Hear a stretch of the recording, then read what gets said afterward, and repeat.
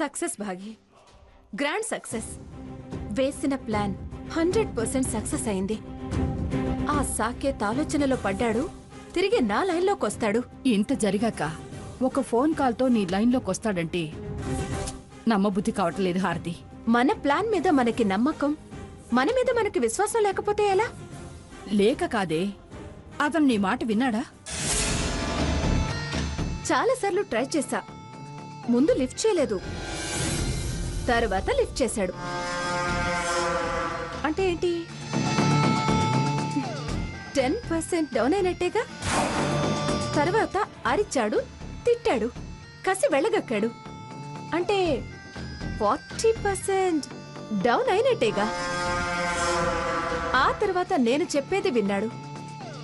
So 100% down అయినట్టే. No doubt భాగి. అతను నా దారికొస్తాడన్న నమ్మకం అయితే నాకు పూర్తిగా కలిగింది.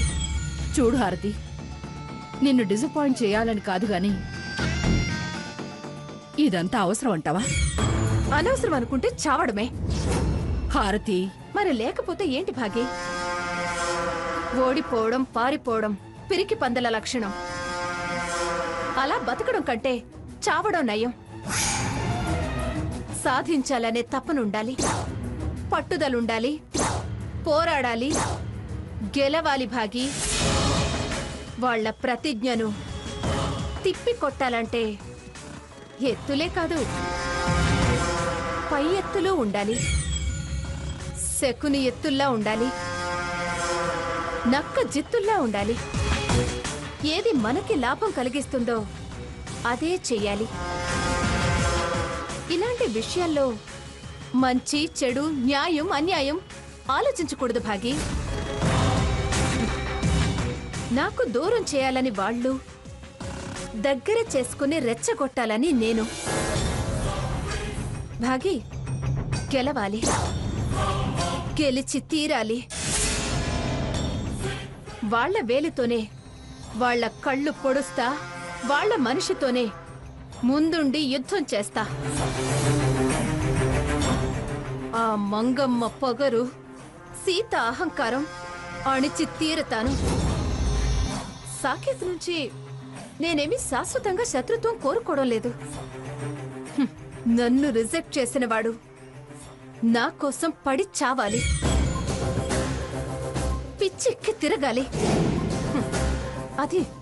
అది నా టార్గెట్. నా అంత గొప్పది లేదు, నా అంత తెలివిగలదే లేదు అని ఆ పిఠాపురం మంగమ్మ విర్ర వీగుతుంది కదా, పడేస్తా. ఎంత గొప్పగా ఫీల్ అవుతుందో అంత తక్కువగా చేసి ఫీల్ అయ్యేలా చేస్తా. బొబ్బిలి భాగీరథి ముందు చేతులు కట్టుకుని తప్పయింది, క్షమించు, నా మనవడికి నాకు భిక్ష వేయమని అడగాలి. ఆవిడ మనవరాళ్ళు, ఆ స్వర్ణ, సీత అందరూ నా ముందు మోకాళ్ల మీద నిలబడి కొంగు చాచి అడిగేలా చేస్తాను. అలా నేనన్నది చేసి చూపించకపోతే బొబ్బిలి నిత్య హారతినే కాదు. కానివ్వు, నిన్నే విషయంలో ఎప్పుడూ తప్పు పట్టను. నీ వెంటే నేనుంటాను. నీకేది తోస్తే అది చేసి.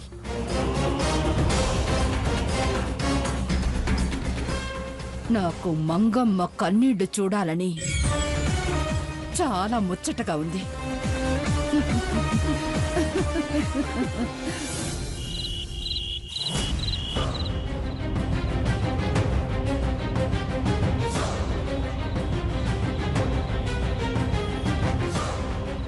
రేపే నిశ్చితార్థం అంటున్నారు. నన్ను దక్కించుకో సాకేత్, నన్ను దక్కించుకో సాకేత్. లేదంటే నేను చచ్చిపోతాను. నా శవాన్ని కూడా నువ్వు చూడడానికి రావద్దు.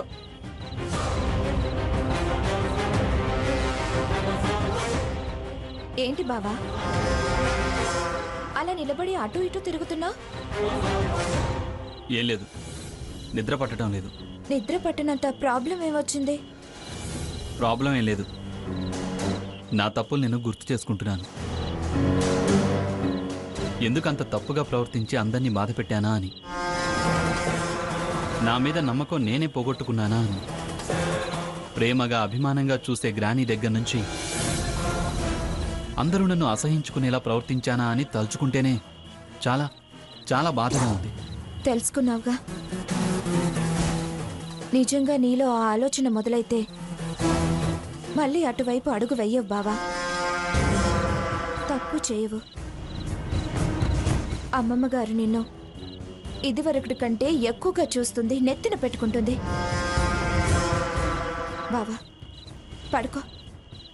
పశ్చాత్తాపం మొదలైతే పాపం తొలగిపోతుంది అంటారు. నువ్వు మారితే అందరం సంతోషిస్తాం. పడుకో బావా. వాళ్ళ స్వార్థం తెలుసుకోలేక పొరపాటు పడ్డావు. ఇప్పటికైనా తెలుసుకోగలిగావు కాబట్టి నీకే ఆలోచన వచ్చింది. చాలు, ఇది చాలు. ఈ ఇంట్లో మళ్ళీ సుఖ సంతోషాలు, ప్రేమ అనురాగాలు నిండడానికి. పడుకో బావా. ఇంకా వాళ్ళ గురించి ఆలోచించుకో. ప్రశాంతంగా కళ్ళు మూసుకొని పడుకో.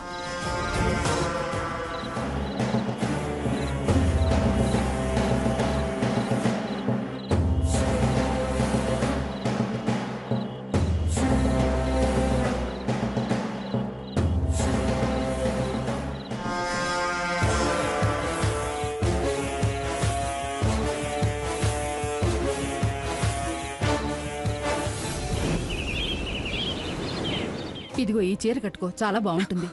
ఏంటి భాగి? ఎందుకు భాగి ఈ అలంకారం? నాకు ఇష్టం లేదని చెప్తున్నాను కదా. పిచ్చి వేషాలు వేయకు హారతి. ఇంతవరకు నువ్వు చెప్పినట్టు నేను విన్నాను. ఇప్పుడన్నా నా మాట నువ్వు విను. నాకు సంజయ్ని చేసుకోవడం ఇష్టం లేదు. నువ్వు సాకేత్ని చేసుకోవడం నాకిష్టం లేదు. వాళ్ళంతా ప్రతిజ్ఞ చేశారు. ఇంకా సాకేత్ కోసం వెంపర్లాడితే నీ బతుకు నాశనం అవుతుంది. నన్ను సంజయ్కిచ్చి చేస్తేనే నా బతుకు నరకం అవుతుంది. నేను ఈ నిశ్చితార్థం చేసుకోను.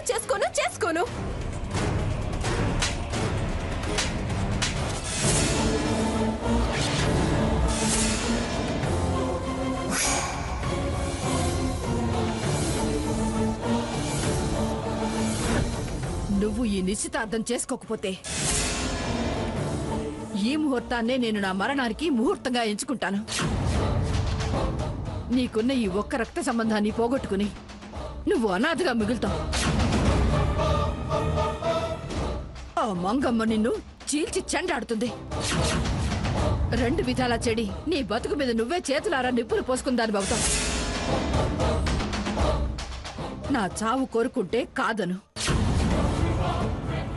లేదంటే నోరు మూసుకునొచ్చి పీటల మీద కూర్చో. రా, నీకే చెప్పేది. సరే వస్తాను, నువ్వు వెళ్ళు.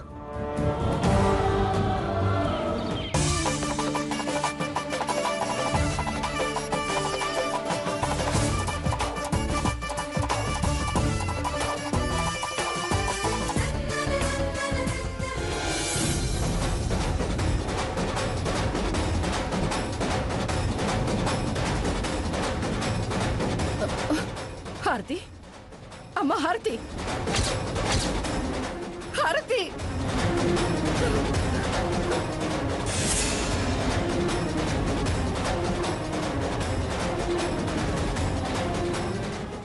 No. No. No. No.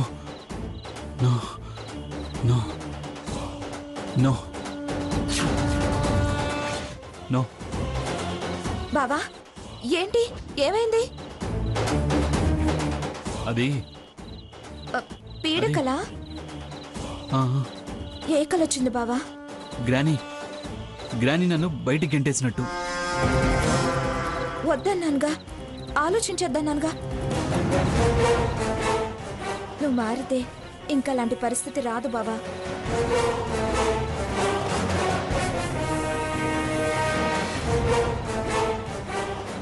ఇదిగో ఈ మంచినీళ్ళు తాగి పడుకో. పీడకలలు నిజం కావు.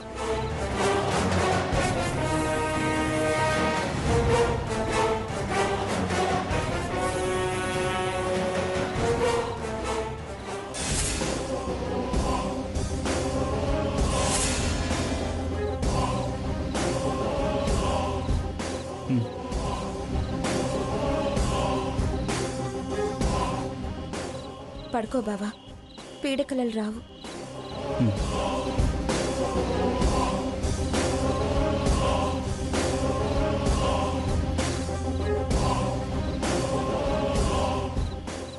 పడుకో బావా, కళ్ళు మూసుకొని పడుకో.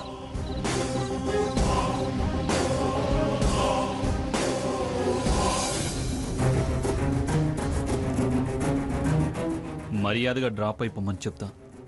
వింటే ఓకే, వినకపోతే 4 తగిలించైనా ఒప్పించాలి. హారతి జీవితంలోకి తొంగి చూడకుండా స్ట్రాంగ్ వార్నింగ్ ఇవ్వాలి. అయినా వినకపోతే ముందు వెళ్ళి మాట్లాడాక నెక్స్ట్ ఏంటో ఆలోచించాలి.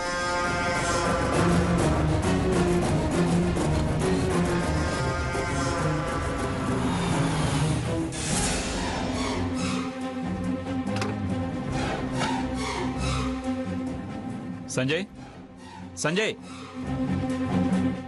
ఎవరు కావాలండి? సంజయ్ కావాలి. డాక్టర్ గారు లేరండి, బయటికి వెళ్ళారు. బయటికి వెళ్ళాడా? ఎక్కడికి? మేము అడగం కదా సార్. ఎప్పుడొస్తాడు? మాకు చెప్పారు కదా సార్. హాస్పిటల్ విజిట్కి వెళ్తే 2 అవర్స్ పడుతుంది. పర్సనల్ అయితే టైం చెప్పలేము. జనరల్గా రోజు ఈ టైంకి ఎక్కడికి వెళ్తాడు? హాస్పిటల్కి వెళ్తారు. మీ పేరు సార్? నీకు అవసరం లేదులే, నేనే కలుస్తా.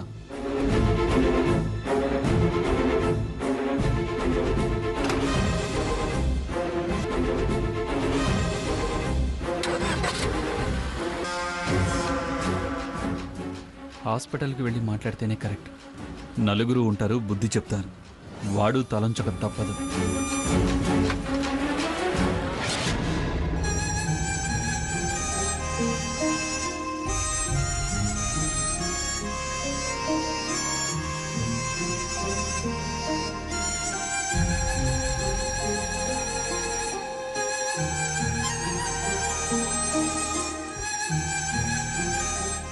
తాతయ్య గారు, రఘురామ్ ఏంటో 4 రోజులైనా ఇంకా రాలేదు.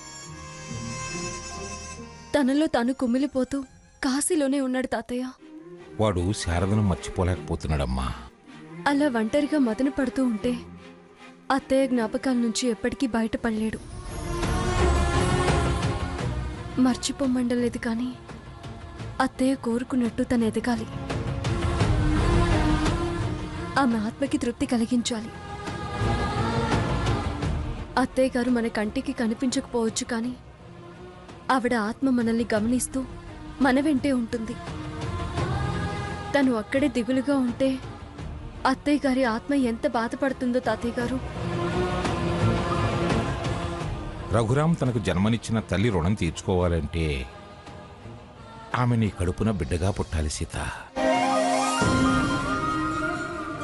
అప్పుడే ఆమె ఆత్మ సంతృప్తి చెందుతుంది. రఘురాం నలుగురితో కలిసి పనుల్లో పడితే గాని తన జ్ఞాపకాల నుంచి బయటపడలేడు. అవును, వాడితో మాట్లాడావా? మాట్లాడాను తాతయ్య గారు. 2 రోజుల్లో వస్తానని చెప్పాడు. వాడు రాగానే కాస్త ఆఫీస్ పనుల్లో పడితే వాడి మనసు తేలిక పడుతుందమ్మా.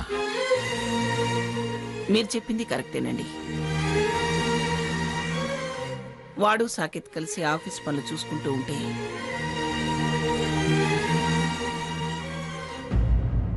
అవును స్వర్ణ, సాకేత్ ఏడి కనిపించట్లేదు. పొద్దున్నే లేచి ఎక్కడికో వెళ్ళాడమ్మమ్మా.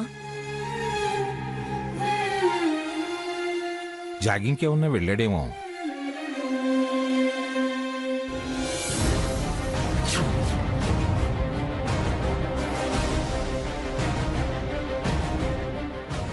సంజయ్ గారేంటి ఇంత పొద్దున్నే మన ఇంటికి వస్తున్నారు? ఇంట్లోకి వస్తే తెలుస్తుంది కదే. అక్కడుండగానే మన సందేహాలకి సమాధానాలు ఎలా వస్తాయి?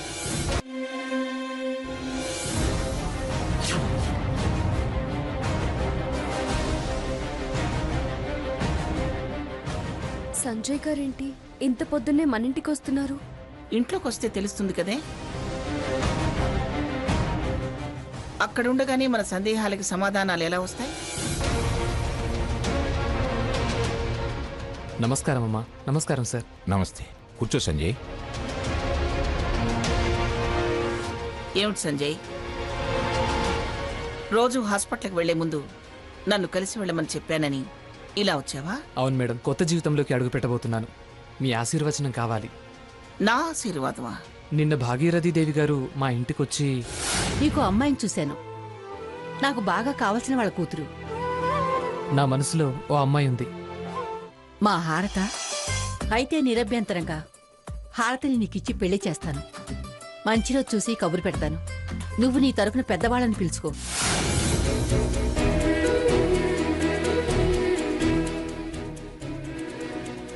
హారతిని మీకిస్తానన్నారా? అవును సీత గారు. నువ్వు తనతో ఛాలెంజ్ చేసావు కదా సీత. నేను నీకు సపోర్ట్ చేశాను కదా. వీళ్ళన్నంత పని చేస్తారని ఆ భాగీరథి గ్రహించింది.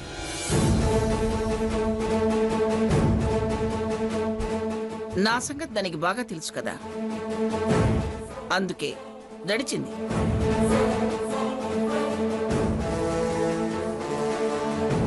వాడు చేసేదాకా ఆగి ఎందుకు పరువు పోగొట్టుకోవటం అనుకుందో ఏమో. అందుకే తనే ఆ కార్యక్రమం జరిపించడానికి నిర్ణయించుకుంది. ఎలా అన్నా అనుకోని అమ్మమ్మ, నాకైతే చాలా చాలా సంతోషంగా ఉంది. అడ్వాన్స్ కంగ్రాచులేషన్స్ సంజయ్ గారు. థ్యాంక్ యూ అండి. ఒక విధంగా ఆవిడ మంచి డెసిషనే తీసుకున్నారు. ఎనీవే కంగ్రాచులేషన్స్ సంజయ్ గారు. థ్యాంక్స్ అండి. అది సరేనయ్యా, ఆవిడ నీ తరఫున పెద్దవాళ్ళని పిలవమంటే నువ్వేమిటి మా ఇంటికి వచ్చావు?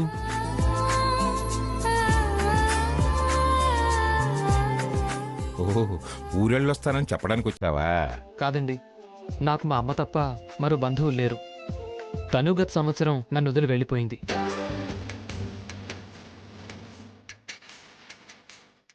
ఆర్థికంగా అంత లేనోళ్ళం కాకపోయినా మా వాళ్ళందరికన్నా కాస్త తక్కువ ఉన్న వాళ్ళం.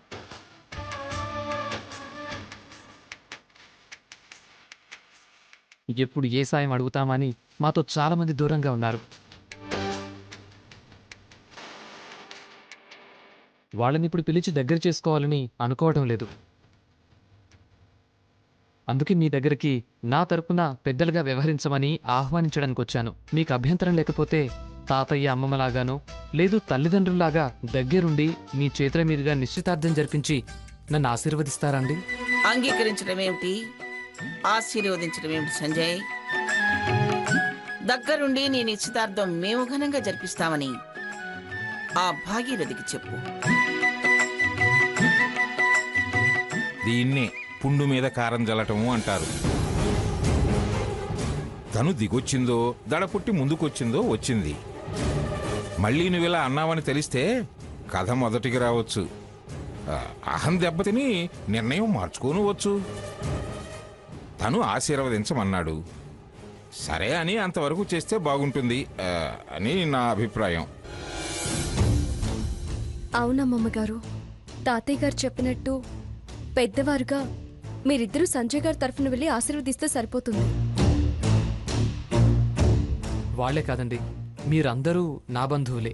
అందరూ తప్పకుండా ఎంగేజ్మెంట్కి రావాలి. తప్పకుండా వస్తాం. హారతితో నీ ఎంగేజ్మెంట్, పెళ్లి దగ్గరుండి జరిపిస్తాం. ఆడపడుచు కట్నం మాత్రం నాకే ఇవ్వాలి. ఇదొక్కర్తి కట్నాలు కానుకల పిచ్చిది. సరేనయ్యా సంజయ్, అలాగే వస్తాం. నీ ఏర్పాట్లు నువ్వు చేసుకో. చాలా చాలా థ్యాంక్స్ అండి. పిలిచి పెద్దరికాన్ని కట్టపెడుతూ థ్యాంక్స్ అంటావేమిటయ్యా? థ్యాంక్స్ అని మేమందరం మీకు చెప్పాలి సంజయ్ గారు. అమ్మా, మీరు దీవెనలు అందిస్తే చాలండి. మంగమ్మ గారు లాంటి పెద్దలు నా తరపున నిలబడటం నాకెంతో గొప్పతనం కలగజేస్తుంది.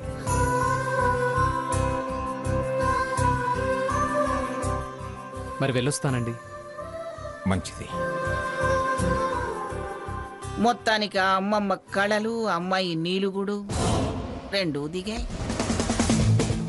సీత, నీ శపథం ఇంత త్వరగా ఇలా నెరవేరుతుందని నేను అనుకోలేదు.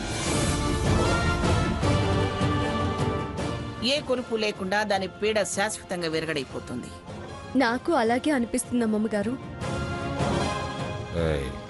నాకు మాత్రం కాస్త ఆకలిగా అనిపిస్తుందమ్మా సీత.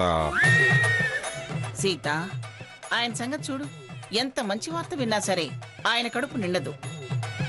వార్తలకే కడుపు నిండితే ఈ ధర్నాలు, స్ట్రైకులు, దీక్షలు, పోరాటాలు, నినాదాలు ఎందుకుంటాయే?